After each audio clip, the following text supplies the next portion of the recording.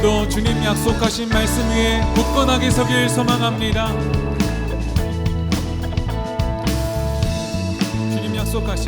주님 약속하신 말씀 위에서 영원토록 주를 찬송하리라. 소리 높여줄게 영광 돌리며 약속 믿고 다시 한번 주님 약속하신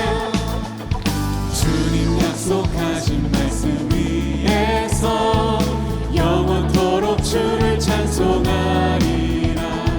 소리 높여줄게 영광 돌리며 약속 믿고 굳게 서리라. 굳게 서리 영원하신 말씀 위에 굳게 서리.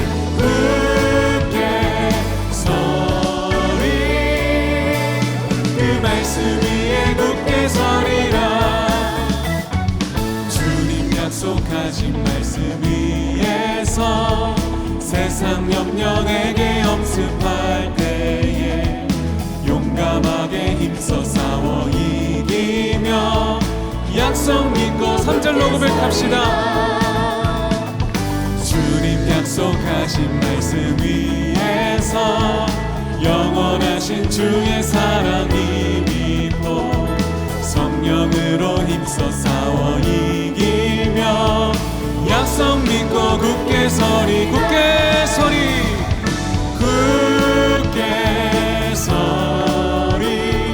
영원하신 말씀 위에 굳게 서리.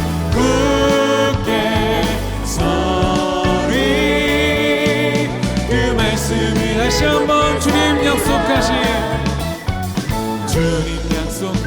말씀 위에서 성령 인도하는 대로 행하며 주님 품에 항상 안식 얻으며 약속 믿고 굳게 서리라.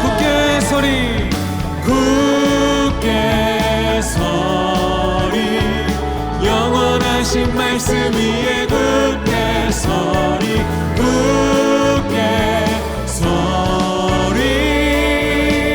그 말씀 위에 우리 목소리로 선포합시다. 굳게 서리.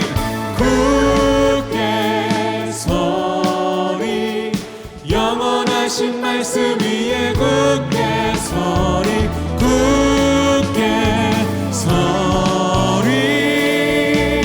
그 말씀 마지막으로 선포합시다. 굳게 서리.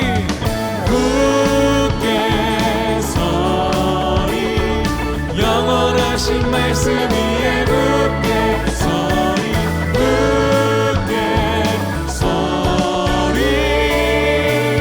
그 말씀 위에 굳게 서리라. 영원하신 주님 약속 위에 그 말씀 위에 굳건하게 서겠습니다. 전능하신 하나님, 능치 못할 일이 전혀 없으신 하나님을 온전히 의지하며 신뢰하며 나아가길 원합니다. 기도하는 마음으로 함께 찬양합시다. 전능하신 나의 주 하나님은 능치 못하실 일 전혀 없네. 우리의 모든 간구도 우리의 모든 생각도 우리의 모든 꿈과 모든 소망도 신실하신 나의 주 하나님은 우리의 모든 괴로움 바꿀 수 있네. 불가능한 일 행하시고 죽은 자를 일으키시니 그를 이길 자 아무도 없네. 주의 말씀 의지하여 깊은 곳에 금을 던져 오늘 그가 놀라운 일을 이루시는 것 보라. 주의 말씀 의지하여 믿음으로 금을 던져 믿는 자에게 능치 주의 말씀 의지하여 주의 말씀 의지하여 깊은 곳에 금을 던져 오늘 그가 놀라운 일을 이루시는 것 보라 주의 말씀 의지하여 믿음으로 금을 던져 믿는 자에게 우리 오른손 높이 들고 믿음으로 선포합니다. 주님의 일을 찬양합니다. 주의 말씀 의지하여 깊은 곳에 금을 던져 오늘 그가 놀라운 일을 이루시는 것 보라 주의 말씀 의지하여 믿음으로 금을 던져 믿는 자에게 우리 마지막으로 고백합니다. 주님의 놀라운 일을 찬양합니다.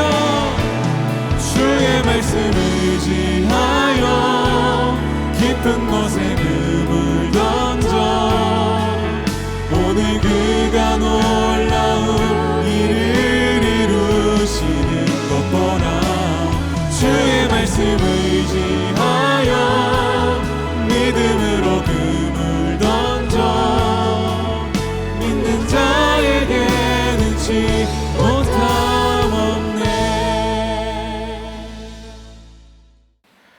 성경 전체에서 가장 긴 장이 과연 무엇일까요? 그동안 성경 공부를 열심히 하셨거나 또는 그렇지 않더라도 눈치가 빠르신 분은 이미 답을 알고 계시죠? 성경에서 가장 긴 장은 오늘의 본문 말씀인 시편 119편입니다. 그러면 시편 119편에는 총 몇 개의 구절이 있을까요? 자그마치 176구절입니다. 길어도 좀 심하게 길다는 생각 드시지 않습니까? 아마도 여러분이 어느 정도 교회 생활을 하셨다면 여기까지는 이미 잘 알고 계실 것입니다. 그렇다면 오늘은 조금만 더 깊게 들어가 보도록 하겠습니다. 도대체 왜 유독 시편 119편만 이렇게 긴 것일까요?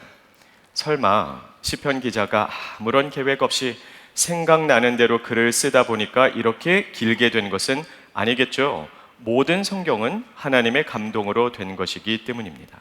시편 119편이 유난히 이렇게 긴 이유는 여기에는 아주 정교한 설계와 디자인이 있기 때문입니다. 참으로 애석하게도 이 디자인은 한글 성경으로 읽을 때는 전혀 눈에 보이지 않습니다. 원어인 히브리어 성경으로 읽을 때만 이 디자인이 확연하게 드러나기 때문입니다. 그래서 오늘은 특별히 여러분께서 이 디자인을 보실 수 있도록 화면을 통해서 히브리어 텍스트를 보여드리겠습니다. 자, 여러분께서 이것을 유심히 잘 살펴보시면 여기에 한 가지 정확한 패턴이 있다는 사실을 알게 됩니다. 실제로 여러분에게 짧은 시간을 드리겠습니다. 그 패턴을 찾아주세요.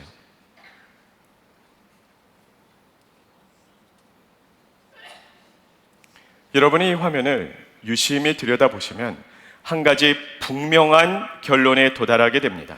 그 결론은 다음과 같습니다. 하얀 것은 종이로 돼 검정색은 글씨로다.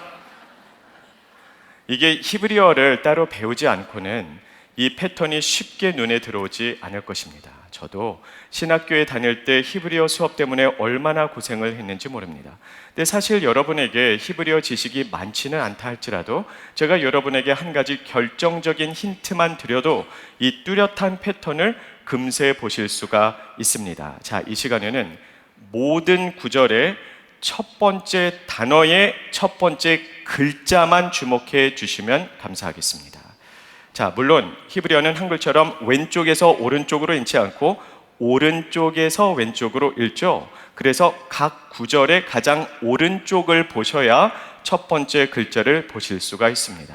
여러분께서 보시면 1절부터 8절까지가 똑같은 글자로 시작하고 있다는 사실을 보게 됩니다. 그리고 9절부터 16절까지도 역시 똑같은 글자로 시작됨을 확인할 수 있습니다. 이 패턴을 여러분께서 좀 더 정확하게 보실 수 있도록 두 번째 화면으로 이동하겠습니다.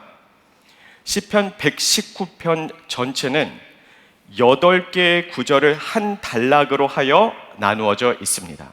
그래서 그 첫 번째 단락, 즉 1절부터 8절까지는 히브리어 알파벳의 첫 번째 글자인 알렙으로 시작이 됩니다. 자, 두 번째 단락 9절부터 16절까지는 히브리어의 두 번째 글자인 베트로 시작이 됩니다. 자, 세 번째 단락은 히브리어 알파벳의 세 번째 단어인 기멜로 시작이 됩니다. 이렇게 알파벳 순서대로 8개의 구절을 한 단락으로 하여 정교하게 설계가 되어 있다는 것이죠. 한글로 비유를 하자면 첫 번째 단락 1절부터 8절까지는 기역으로 시작을 하고 그 다음 두 번째 단락은 니은으로 시작을 하며 세 번째 단락은 어떤 글자로 시작할까요? 디귿으로 시작을 하겠죠. 그 순서에 따라서 기록이 되었기 때문입니다. 자, 그렇다면 히브리어 알파벳에는 총 몇 개의 글자가 있을까요? 22개입니다. 자, 한 글자에 8개의 구절이 할애가 되었으므로 22 곱하기 8은 176이죠. 그래서 시편 119편에는 총 176개의 구절이 생겨나게 된 것입니다. 자, 그러면 여러분도 한번 생각해 보시길 바랍니다. 시라는 것은 그냥 아무렇게 생각나는 대로 쓸 수 있는 것이 아닙니다. 대부분의 경우에는 음률이 맞아야 됩니다. 단어 선택이 정확하고도 정교해야 됩니다. 표현은 아름다워야 하며 그 와중에 정확한 메시지를 전달할 수 있어야 되겠죠. 그러면 이 방대한 분량과 이 정교한 설계를 통해서 시편 기자가 오늘 우리에게 전하고자 하는 메시지는 과연 무엇이었을까요? 시편 119편 중심에는 하나님의 말씀이 우뚝 서 있습니다. 오늘의 본문 말씀 전체의 주제가 곧 하나님의 말씀이기 때문입니다. 그렇다면 176개의 구절에 상당되는 그 방대한 분량과 이렇게 알파벳 순으로 정확하게 정교한 디자인을 만든 그 설계도를 통해서 이 시편 기자가 하나님의 말씀에 관하여 구체적으로 어떤 메시지를 전하고자 했던 것일까요? 오늘의 본문 말씀을 중심으로 우리가 세 가지로 생각해 보도록 하겠습니다. 오늘 본문 말씀이 우리에게 전해주는 그 첫 번째 메시지는 바로 말씀의 중심성입니다. 여러분께서 집에 돌아가셔서 첫 구절부터 마지막 구절까지 한번 천천히 읽어보시기를 바랍니다.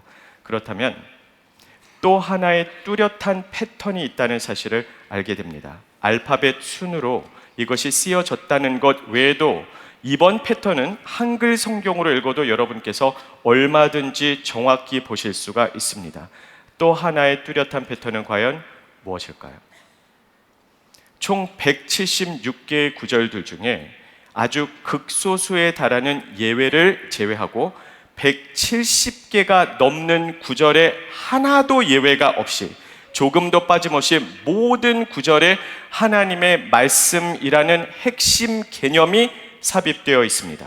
물론 말씀이라고 하는 정확한 특정 단어가 170번 반복된다라는 뜻은 아닙니다. 그러나 말씀이라는 뜻을 담고 있는 여러 개의 표현들이 모든 구절에 빠짐없이 삽입이 되어 있습니다.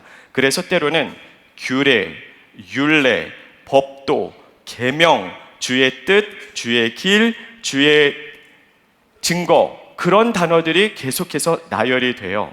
결국엔 표현은 다르지만 뜻은 똑같지 않습니까? 하나님의 규례, 율례, 증거가 곧 하나님의 말씀이기 때문입니다. 그래서 오늘은 특별히 여러분께서 직접 확인해 보시면서 은혜를 나눌 수 있도록 다음과 같은 별지를 나눠드렸죠. 양면을 둘 다 보셔야 됩니다. 우리가 176개의 구절을 다 볼 수 있다면 얼마나 좋겠냐마는 시간 관계상 첫 30개의 구절만 여러분에게 여기에 프린트를 해서 드렸습니다. 여러분께서 이제 해주셔야 되는 것은 1절부터 30절까지 단 하나의 구절도 빠짐없이 하나님의 말씀이라는 표현이 들어가 있는데요. 그것에 동그라미를 쳐주시는 겁니다. 다시 한번 말씀드리지만 말씀이라는 특정 단어가 30번 반복된다는 것이 아니라 말씀이라는 뜻을 담고 있는 여러 개의 표현이 각 구절에 등장을 하는데 그것에 동그라미를 쳐주시면 되겠습니다.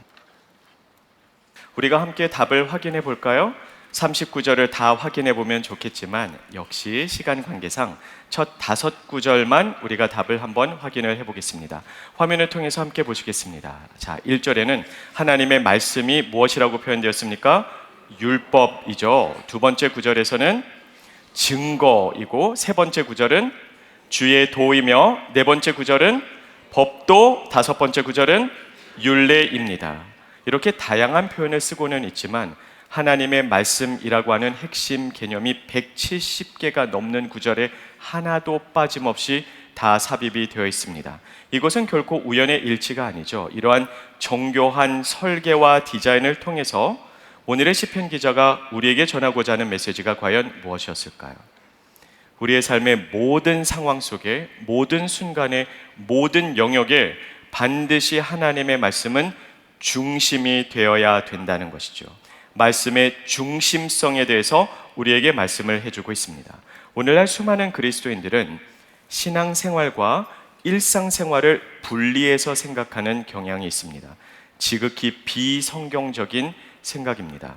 우리는 분명히 예배 시간에는 말씀을 듣습니다. 성경 공부 시간에 성경을 연구합니다. 콰이엇 타임 시간에 말씀을 읽고 묵상합니다. 분명히 그때는 하나님의 말씀이 우리의 삶의 중심이었습니다. 근데 성경책을 덮고 이제 직장에 출근하면, 가정에서 가족들과 함께 시간을 보내고 있으면, 여가 생활을 즐기기 위해서 친구들을 만나고 나면 하나님의 말씀이 기억조차 하지 않습니다.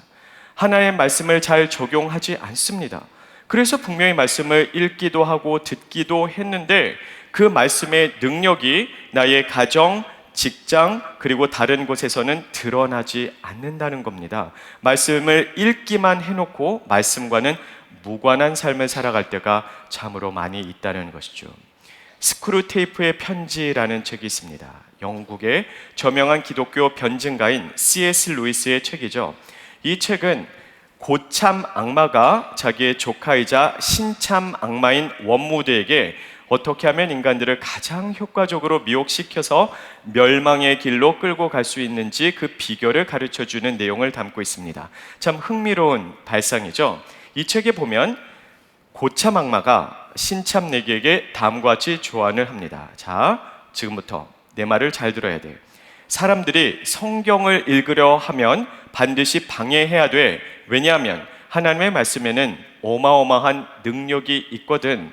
그런데 말이야, 우리가 아무리 방해를 해도 끝끝내 성경을 읽는 사람들이 꼭 있거든. 그럴 때는 플랜 B로 움직여야 돼. 그들이 성경을 읽었다 할지라도 성경책을 덮고 난 후에는 그들의 삶을 바쁘게 만들어서 그들의 분주함 속에서 하나님의 말씀을 기억하지도 못하고 무엇보다도 적용하지 못하게 만들어야 돼. 그러면 아무리 성경을 읽었다 할지라도 말씀과는 무관한 삶을 살아갈 수밖에는 없거든. 소름 끼칠 정도로 현재 우리의 삶을 대변해 주는 내용이라는 생각 드시지는 않습니까? 우리는 말씀 듣습니다. 읽습니다. 묵상합니다. 공부하고 연구합니다. 그런데 성경책을 덮은 후에는 그 말씀을 기억하면서 묵상하면서 적용하면서 살아가지 않을 때가 너무나 많이 있다는 것입니다. 그래서 분명히 말씀을 읽었음에도 불구하고 말씀을 들었지만 성경과는 무관한 삶을 살아갈 때가 참으로 많이 있다는 것입니다. 성경은, 즉 하나님의 말씀은 예배 시간에만 우리의 삶의 중심이 되어야 하는 것이 아니라 우리의 삶의 모든 순간과 모든 영역에서 반드시 중심이 되어야만 합니다. 바로 그것이 오늘 본문 말씀이 우리에게 전해주는 중요한 메시지입니다. 그래서 교회에서뿐만이 아니라 가정에서도 직장에서도 언제 어디서나 하나님의 말씀대로 생각하고 하나님 말씀 중심적으로 대화를 나누며 하나님 말씀 중심적으로 선택하고 행동하며 살아가는 저와 여러분 모두가 될 수 있기를 예수님의 이름으로 축복합니다. 오늘의 본문 말씀이 우리에게 전해주는 두 번째 메시지는 바로 말씀의 역동성입니다. 하나님의 말씀은 무조건 우리에게 이렇게 해 또는 하지 마라고 다그치고 윽박지르는 딱딱한 규칙의 집합체가 아닙니다. 히브리서 4장 12절 말씀처럼 하나님의 말씀은 살아있고 운동력이 있습니다. 그래서 반드시 우리의 삶을 하나님의 뜻 가운데로 이끌어 나가는 능력이 있다는 것이죠. 죽어있는 문자가 아니라 살아있는 말씀이기 때문입니다. 오늘 본문 말씀 시편 119편에도 보면은 하나님의 말씀의 역동성이 너무나 아름답게 묘사되어져 있습니다. 그 하나님의 말씀이 나의 삶에서, 나의 구체적인 상황에서 어떻게 역동적으로 살아 움직이는지를 시편 기자는 노래하고 있습니다. 방금 우리가 함께 살펴보았던 첫 30개의 구절만 우리가 함께 보도록 하겠습니다. 화면을 통해서 함께 확인해 보겠습니다. 자, 1절에서는 하나님의 말씀이 나의 축복이라고 증거합니다. 6절에서는 하나님의 말씀이 나의 자랑이라고 노래합니다. 7절에서는 나의 감사, 9절에서는 나의 경건, 14절에서는 나의 기쁨, 18절에서는 나의 지혜, 20절에서는 나의 사랑, 22절에서는 나의 방패, 25절에서는 나의 생명, 28절에서는 나의 능력이라고 고백하고 있습니다. 하나님의 말씀은 살아있고 운동력이 있어서 거기에는 놀라운 역동성이 있다는 것이죠. 우리가 어떤 상황에 처해 있든지 그 상황에 맞춤형으로 때로는 우리에게 기쁨을 선사해 주기도 하고, 때로는 우리를 위로해 주며, 때로는 우리의 방패가 되어 주기도 하며, 때로는 우리에게 놀라운 능력을 불어넣어 준다는 것입니다. 지금 이 시간 여러분에게 여호수아 1장 5절 말씀을 보여드리겠습니다. 우리 다 같이 한 목소리로 읽어볼까요? 내가 너를 떠나지 아니하며 버리지 아니하리니. 자, 마지막 부분만 여러분에게 화면으로 띄워드린 겁니다. 자, 그렇다면 여러분도 한번 지금 이 시간 생각해 보세요. 이 말씀이 오늘 지금 여러분에게는 어떠한 말씀으로 다가오고 있습니까? 이 말씀이 저의 개인적인 삶에는 참 의미 있는 말씀입니다. 항상 저의 삶에서 길라잡이가 되어 주었기 때문입니다. 제가 처음으로 과테말라에서 미국으로 혼자 유학 올 때 비행기 안에서 이 말씀을 묵상했습니다. 분명히 제가 한국에서 과테말라로 갈 때는 저희 부모님과 가족이 나와 함께 해주었죠. 그런데 과테말라에서 미국으로 갈 때는 부모님이 함께 와주실 수가 없었습니다. 저의 형제도 친구도 지인도 그 누구도 나와 함께 그 길을 갈 수는 없었습니다. 그런데 하나님이 지금 나와 함께 하시는구나. 하나님이 나를 떠나지 않고 버리지 아니하시는구나. 나와 동행해 주시는구나 라고 생각을 하니 이 말씀이 얼마나 큰 위로와 능력이 되었는지 모릅니다. 저는 굉장히 외롭고 두려웠거든요. 아무도 모르는 미국에 혼자 가서 그 미지의 땅에서 정착하면서 공부를 해야 되기 때문에 두려움이 있었는데 하나님의 말씀이 나에게는 위로가 되었고 힘이 되었습니다. 그로부터 세월이 흘러 지나갑니다. 제가 중고등부 전도사였을 때 사역이 너무 많았어요. 정말 바빴습니다.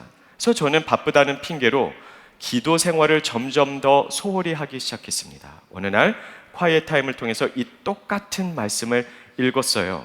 그때 이런 깨달음이 왔습니다. 아, 나는 그동안 바쁘다는 핑계로 사역에 파묻혀서 예수님 생각도 별로 해보지 못하고 예수님과 기도로 교제도 게을리 했는데 내가 예수님을 투명인간 취급하는 그 모든 시간 속에서도 예수님은 나를 버리지 않고 떠나지 아니하시며 내 곁에 묵묵히 그 곁을 지켜주고 계셨구나. 제가 그날 얼마나 많이 회개했는지 모릅니다. 또 세월이 흘러 지나갑니다. 제 몸이 너무 아팠습니다. 중환병에 걸려서 병원에 입원했습니다. 그때 의사가 저에게 들려주었던 소식은 너무나 절망적이었습니다. 현대의학으로는 무엇 하나 할 수 없는 불치병이라는 겁니다. 절망밖에는 없었어요. 병실에서 이 말씀을 묵상했습니다. 절망밖에 없는 수렁 속에서 소망의 빛이 비춰오기 시작했습니다. 그때 저는 깨달았어요. 전능하신 하나님께서 나를 버리지도 않고 떠나지도 아니하시며 나와 함께 하신다면 하나님께서 이 병을 고쳐주시던 고쳐주시지 않던 상관없이 내 인생 책임져 주시겠구나. 이것을 깨닫는 순간 절망의 수렁 속에서도 소망을 노래할 수 있었습니다. 세 개의 다른 말씀이 아니라 똑같은 말씀이에요. 근데 그때마다 저의 상황에 맞춤형으로 때로는 이 말씀이 저에게는 위로와 힘이 되기도 하고 또 다른 상황에서는 나를 회개 자리로 이끌기도 하며 또 다른 상황 가운데서는 절망 중에도 소망을 노래하게 하더라는 겁니다. 이와 같이 하나님의 말씀에는 놀라운 역동성이 있습니다. 저는 여러분에게 묻고 싶습니다. 여러분은 정말 이 말씀을 생생하게 체험하면서 살아가고 있습니까? 오늘 시편 기자는 노래하죠. 주의 말씀이 나의 기쁨이요 나의 방패이고 나의 능력이며 나의 치유라고. 정말로 그 말씀이 여러분의 삶 속에서 경험되어지고 있습니까? 내가 가장 슬픈 순간에도 나의 슬픔을 기쁨으로 바꿔주시는 하나님의 말씀의 그 능력을, 나의 가장 절망적인 상황 가운데서도 소망을 노래하게 하는 그 능력을, 그리고 내가 가장 아파하고 있는 깊은 상처까지도 깨끗이 씻어주시는 그 치유의 능력이 여러분의 삶 속에서 생생하게 체험되어지고 있습니까? 혹시라도 이 질문 앞에 망설임 없이 예라고 답하시지 못하시는 분이 계시다면 오늘 하나님의 말씀 앞으로 나오십시오. 오늘부터 말씀을 읽고 묵상하며 정말 그 말씀대로 한번 살아보십시오. 그때 살아 역사하시는 하나님의 능력을 생생하게 체험하는 모든 성도님들이 되시기를 예수님의 이름으로 축복합니다. 마지막 세 번째로 오늘의 본문 말씀이 우리에게 가르쳐주는 것은 바로 말씀의 절대성입니다. 바로 이것이 오늘 본문 말씀이 우리에게 가장 강조하는 메시지입니다. 여러분께서 오늘의 본문 말씀을 처음부터 끝까지 음미하면서 묵상하면서 읽어보신다면 순종해야 된다는 내용이 얼마나 많이 반복되는지를 직접 확인해 보실 수 있을 겁니다. 우리는 모든 상황에 하나님의 말씀에 순종해야 됩니다. 왜 그럴까요? 하나님의 말씀은 우리의 삶의 절대적인 기준이요 절대적인 권위이기 때문입니다. 하나님의 말씀이 우리의 삶의 유일한 기준이고 최고의 권위를 가지는 절대 권위입니다. 그러기에 하나님의 말씀의 절대성을 인정할 때 우리는 순종의 자리로 나올 수밖에는 없다는 것입니다. 자, 오늘의 본문 말씀 1절과 2절을 통해서 사실은 전체 내용을 다 요약을 해주고 있는데요. 1절과 2절 말씀 우리 화면을 통해서 다 같이 한 목소리로 읽겠습니다. 행위가 온전하여 여호와의 율법을 따라 행하는 자들은 복이 있으며 여호와의 증거들을 지키고 전심으로 여호와를 구하는 자는 복이 있도다. 자, 누가 복이 있다고요? 말씀대로 행하는 자가, 말씀을 지키는 자가 복이 있다는 겁니다. 자, 잘 들어주셔야 돼요. 말씀대로 순종하여 하나님으로부터 보상을 받은 자가 복이 있는 게 아니라 말씀을 지키는 것이 곧 복이라는 겁니다. 이미 말씀 안에 모든 축복이 다 담겨 있어요. 그 안에 참된 생명이 있습니다. 그래서 말씀을 지키는 것이 곧 복된 길을 가는 것이고 생명의 길을 가는 것이기 때문에 순종이 곧 축복이라는 겁니다. 내가 순종했더니 하나님께서 나에게 이런 보상을 주셔서 그래서 저의 삶이 복되게 되었습니다가 아니라 순종이 곧 축복이라는 것입니다. 기대와 달라도 행복합니다라는 책이 있습니다. 이 책의 저자인 김병삼 목사님은 이 저서를 통해서 모든 독자들에게 다음과 같은 실화를 들려주십니다. 세계 2차 대전 때 독일의 일본 대사관으로 수많은 유태인들이 몰려갔다고 합니다. 망명을 신청했던 것이죠. 그 당시 수많은 유태인들은 죽음의 수용소로 끌려가서 사망에 이르게 되었기 때문입니다. 자, 굉장히 난처했겠죠? 그때 일본 대사관의 대사로 있었던 스기하라 대사는 본국에 연락을 합니다. 본국에서 다음과 같은 지령이 내려옵니다. 절대로 그들을 다 받아주어서는 안 된다는 것이죠. 자, 여러분이 그 당시의 대사였다면 어떻게 하시겠습니까? 굉장히 난처했겠죠? 만일에 정말로 그들을 받아주지 않는다면 그들은 강제 수용소로 끌려가서 죽게 될 것은 불을 보듯 뻔한 일입니다. 그 수많은 사람들을 사지로 내어모는 것과 마찬가지겠죠.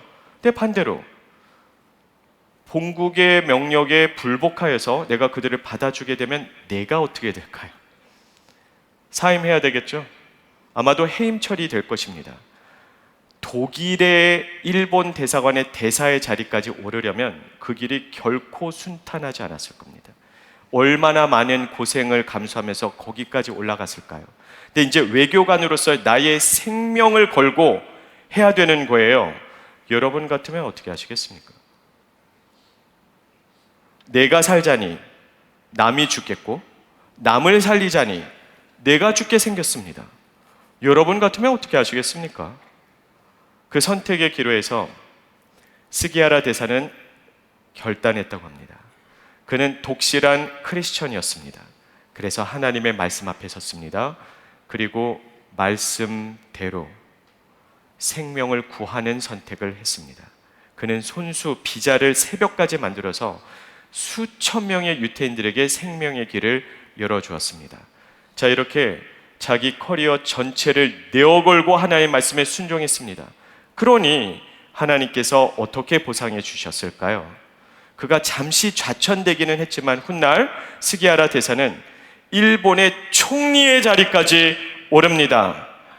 뭐 이런 간증 기대하셨죠? 그런 일은 벌어지지 않았습니다. 그는 그 자리를 내려놓아야만 했고, 그는 정말 힘겹게 생계를 이어나갈 수밖에 없었다고 합니다.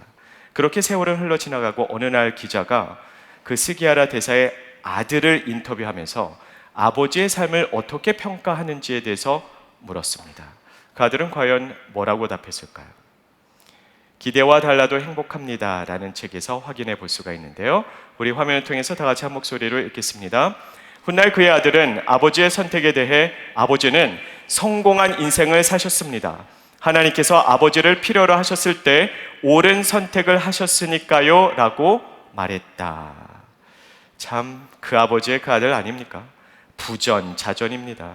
아버지의 삶을 평가하는 데 있어서 사회적인 지위나 돈이나 명예로 평가하지 않고 그의 기준은 오직 하나였다는 것이죠. 하나님의 말씀에 순종하였는가? 그렇지 아니하였는가? 하나님의 말씀의 절대성을 인정했는가? 그렇지 못했는가? 그런데 아버지는 말씀 앞에 순종했다는 것입니다. 그래서 아버지는 성공하는 삶을 살았다는 것이죠. 순종이 곧 성공이기 때문입니다. 저는 우리 지구촌 교회에서 이런 간증들이 차고 넘쳐나기를 간절히 기도합니다. 여러분이 그동안 살아오시면서 많은 간증을 들어보셨을 것입니다. 대부분의 경우 어떤 내용이었던가요? 아마도 이런 내용의 간증을 들어보셨을 것입니다. 제가 몸이 참 많이 아팠습니다. 제가 중환병에 걸렸습니다. 그런데 하나님의 말씀에 순종하여 선교를 다녀와 보니 그 병이 어떻게 됐어요? 깨끗이 나았습니다. 할렐루야. 또는 이런 간증을 아마 들어보셨을 거예요. 저는 크리스천 사업가입니다. 하나님의 말씀에 순종하기 위해서 주일 성수하려는 목적으로 주일날 가게 문을 닫았습니다. 그랬더니 월요일날 매상액이 어떻게 됐어요? 2배, 3배 뛰어 올라서 나의 사업이 더 번창하게 되었습니다. 대부분의 간증의 내용은 힘든 상황 가운데서도 하나님의 말씀에 순종했더니 하나님께서 너무나 놀랍게 보상을 해주셔서 나와 내 가족이 더 잘 살게 되었다는 내용입니다. 자, 이런 간증이 잘못됐다는 것이 아닙니다. 우리에게 필요한 간증이고 실제로 아주 귀한 간증 맞습니다. 저에게도 그런 간증이 있고 여러분에게도 마찬가지일 것입니다. 그래서 하나님께서 행하신 일들에 대해서 이런 간증을 주위 분들에게 많이 들려주시기를 바랍니다. 저도 그렇게 하겠습니다. 다만 모든 간증이 너무 한쪽으로만 치우쳐 있다는 생각 드시지 않습니까? 분명히 그런 간증 필요합니다. 그와 동시에 저는 이런 간증들도 많이 있었으면 좋겠습니다. 저는 몸이 참 많이 아픕니다. 중환병에 걸렸습니다. 하나님의 말씀에 순종하여 선교를 다녀왔습니다. 그리고 지금도 여전히 아픕니다. 여전히 투병 생활하고 있습니다. 그러나 내가 순종할 수 있다는 것 자체가 나의 삶의 가장 큰 기쁨입니다. 저는 크리스천 사업가입니다. 경제적으로 굉장히 힘듭니다. 그럼에도 불구하고 하나님의 말씀에 순종했습니다. 그리고 여전히 재정적으로 어렵습니다. 그럼에도 불구하고 순종할 수 있다는 것 자체가 나의 삶의 가장 큰 축복이고 영광입니다. 이런 간증이 울려 퍼지는 교회가 되면 저는 참 좋겠습니다. 순종이 곧 성공이고 순종이 곧 기쁨이며 순종이 곧 축복이며 영광이기 때문입니다. 그 영광을 누리면서 살아가는 우리 모두가 될 수 있게 되기를 간절히 원합니다. 오늘 본문 말씀을 통해서 우리는 말씀의 중심성, 말씀의 역동성, 그리고 말씀의 절대성에 대해서 함께 생각을 해보았습니다. 이 모든 것을 아우르는 단 하나의 질문을 여러분에게 드리겠습니다. 마음속으로 솔직하게 답해 주시면 감사하겠습니다. 하나님의 말씀이 여러분의 삶에 정말 살아 숨쉬고 있습니까? 그 말씀이 정말 여러분의 일상생활 가운데 살아 역사하고 있습니까? 온전히 하나님의 말씀에 순종하여 이 질문 앞에 조금도 망설임 없이 예라고 답하는 저와 모든 성도님들 되시기를 예수님의 이름으로 축복합니다. 기도하겠습니다. 여러분은 하나님의 말씀을 들으셨습니다. 이제 그 말씀 앞에 어떻게 결단하시겠습니까? 오늘 구체적으로 어떻게 순종을 할 것인지, 오늘 구체적으로 어떤 말씀을 실천에 옮길 것인지를 결단하십시오.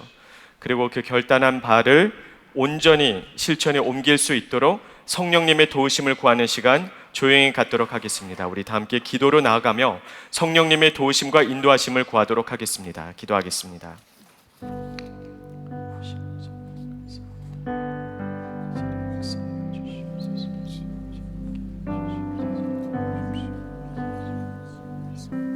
살아 역사하시는 아버지 하나님, 하나님 말씀 앞에 순종하겠습니다. 사랑으로, 전도로, 겸손으로, 봉사로 하나님 말씀하시는 대로 그렇게 살아가겠습니다. 우리의 힘으로 할 수 없으니 성령님 도와주시옵소서.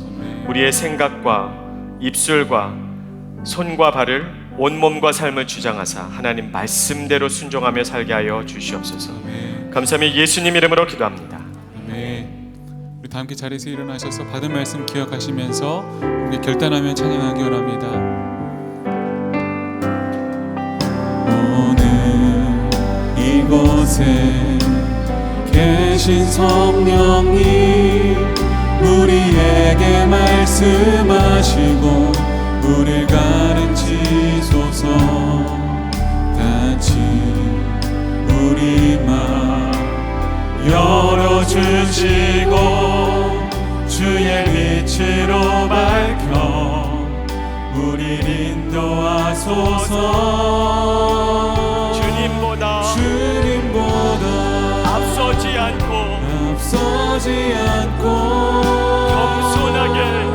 겸손하게 주님의 말씀 기다리니 주님 손에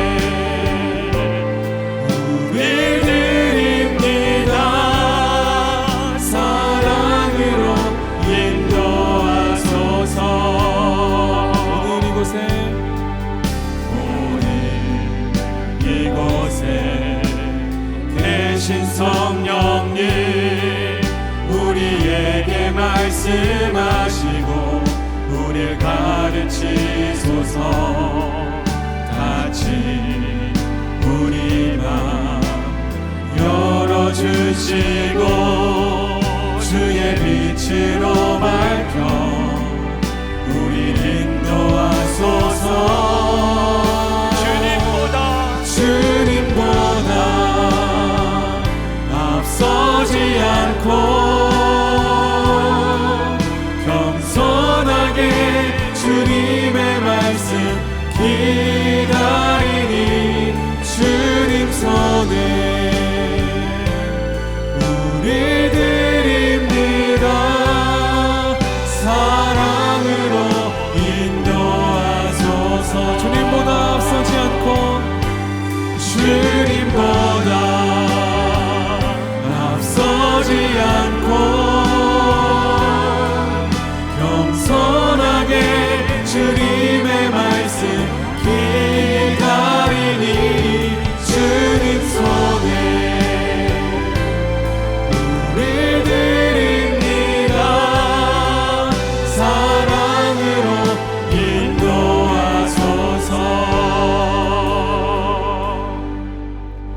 이제는 우리 주 예수 그리스도의 십자가의 은혜와 하나님의 그 크신 사랑과 성령님의 감화 감동하심 교통하심이 하나님의 말씀의 절대성을 인정하여 뭐라고 말씀하시던 그대로 순종하기로 결단하는 모든 성도들에게 이제부터 영원까지 항상 함께 하시기를 축원합니다.